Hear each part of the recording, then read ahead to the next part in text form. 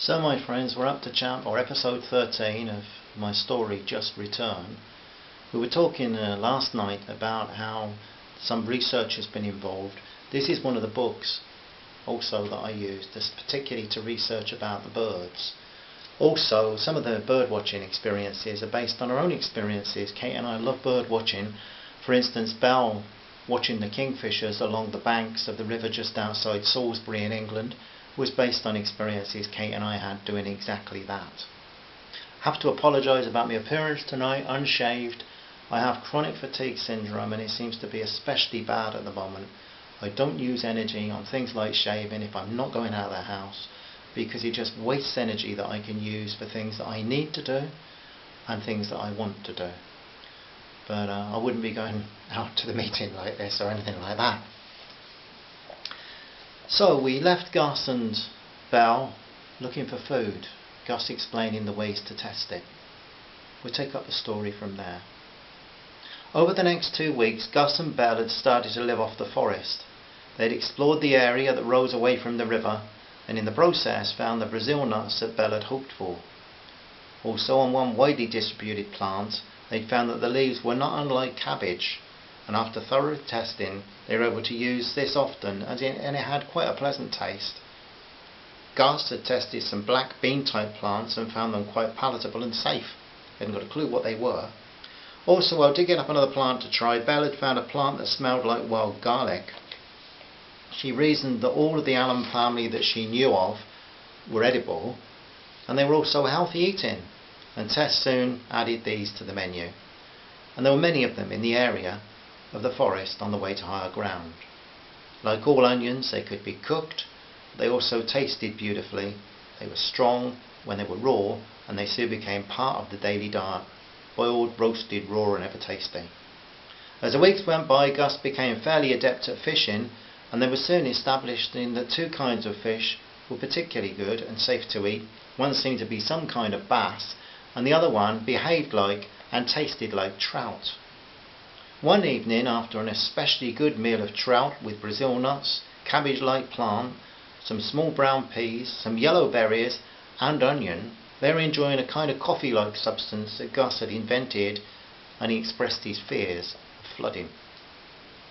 "Well, Gus, we've been here for 41 days, tomorrow that makes 6 weeks. We arrived at the start of the winter. I know in our part of Europe we think of winter as being at least close to freezing. Here it seems, however, never to drop below about 25, 24 degrees. However, in my reading up about Brazil in the past, it made the point that spring isn't too wet and we've had very little rain, considering where we are."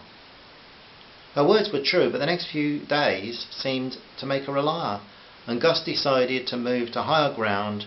That would be the wise course.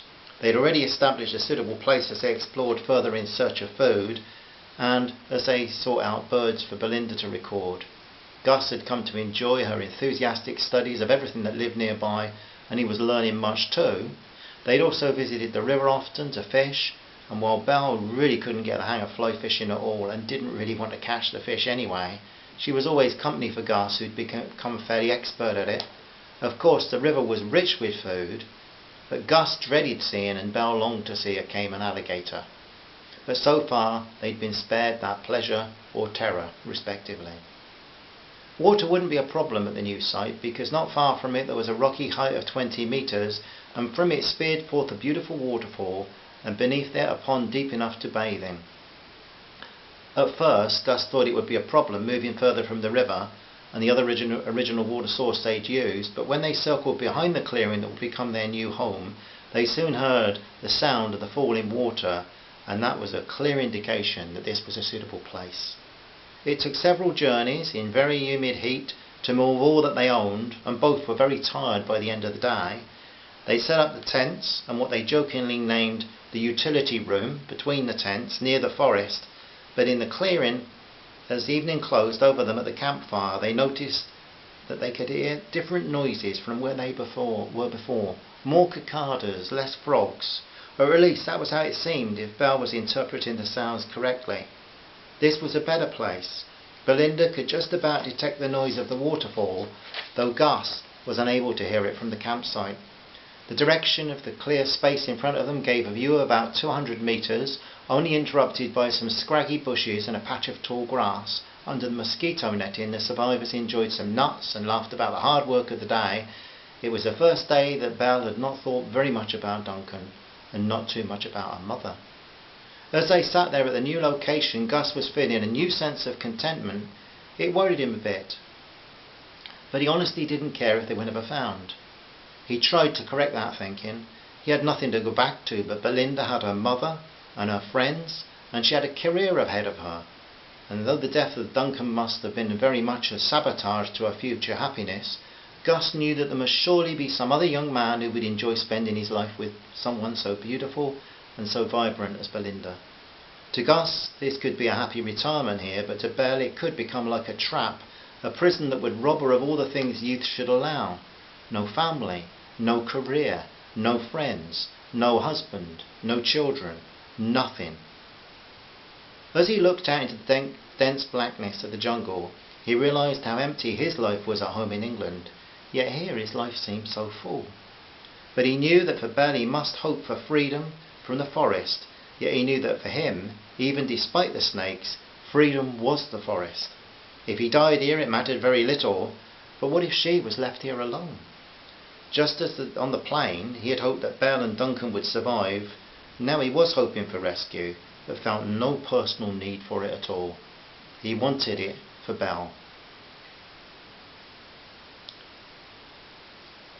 This was originally chapter 6 called Natives, but the chapters don't fit into 10-minute episodes.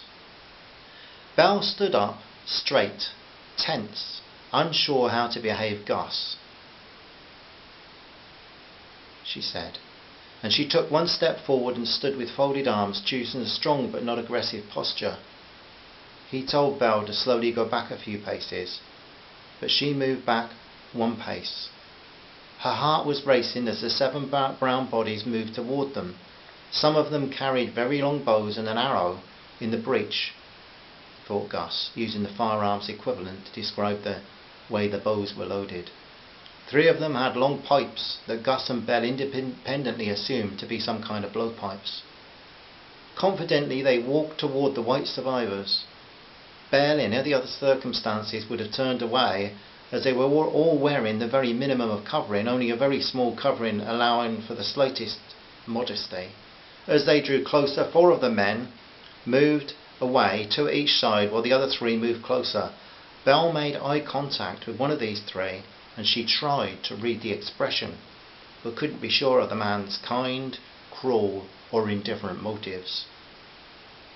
Words in a very strange tongue passed between the 3 in the centre, and they kept coming until they could have touched Gus with their bows, and then they stopped.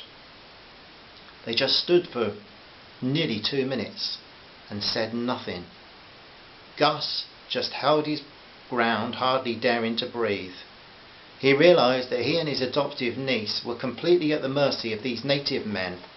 He felt humbled that he, a 20th century Western warrior, was now in a different world where a few guys with the most primitive weapons could hold the balance of power.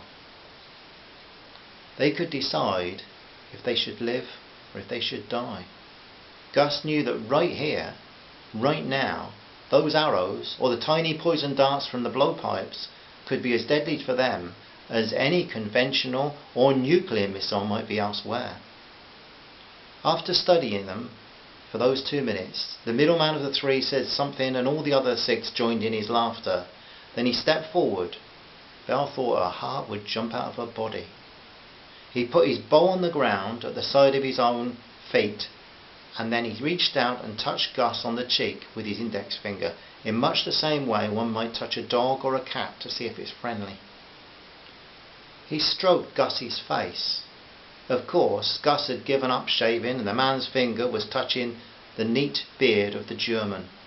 Then he looked down and touched the pale skin on the back of Gus's hand. Then his eyes met Gus's eyes, and the 2 men smiled. Gus still didn't move, even when a second man moved forward to touch his clothes. Belle was hoping that a smile meant the same thing in the Amazon as it did in Dresden or Birmingham. One of the men, from those at the side, moved in and toward Belle, but stopped when Gus turned and faced him. The middleman spoke, and they all moved closer. but it wasn't in a threatening manner. Belle thought that there was a universal act of friendship, and that was to share refreshment. She held her hand at her mouth as if eating, and pointed to all the men. They all laughed again. The middleman spoke, and they all sat down. Gus joined them, and Belle provided nuts, fruit, along with fresh water. The men laughed heartily and accepted the food she gave them. The water had to be from shared cups, as they had not really expected guests, so only had 2 drinking vessels near at hand. As they sat sharing that meal, the men with expressive faces, rolling eyes and flashing teeth seemed to be enjoying the white-skinned hospitality. All of them, though, shared some of the frustration that Gus and Belle felt in being unable to communicate easily. One of the men, a younger one, stood up and opened a pouch. He took out a furry dead creature, a monkey, a small one. He held his arms out toward Belle, and Gus was afraid she wouldn't take it. But Belle's mother had loved one thing about Ireland more than anything else: the generosity, the hospitality of the people. She'd taught Belinda never to refuse a gift because it might offend someone. Belle accepted the gift. She would rather the creature was alive, but it was not. She looked at the hunter and smiled. Gracias, she said, in a vain attempt that a word many in South America would know might mean something to this man. She placed the dead creature on a piece of wood behind her, and she looked at the bearer of the gift, and raising her eyebrows, moved her hand as if with a knife over the creature. The intelligent face knew at once what she was wanting, and he took a knife from the pouch, skillfully removing the skin for her. Belle, ignoring the butchered animal's staring eyes, smiled again. The smile was returned, but the young man returned to his place with the others. The man who seemed to be the leader spoke, and the 7 men stood up as one. They smiled at their strange white hosts, and then returned to the forest, not even looking back once. So that's the end of the episode. Look forward to sharing some more with you, and I really do thank you for just giving my story a chance. It's nice. It makes the writing of it a few years ago now worthwhile. Thank you, my friends. Look forward to talking to you soon. Love from Kate and I. Bye bye now. Bye.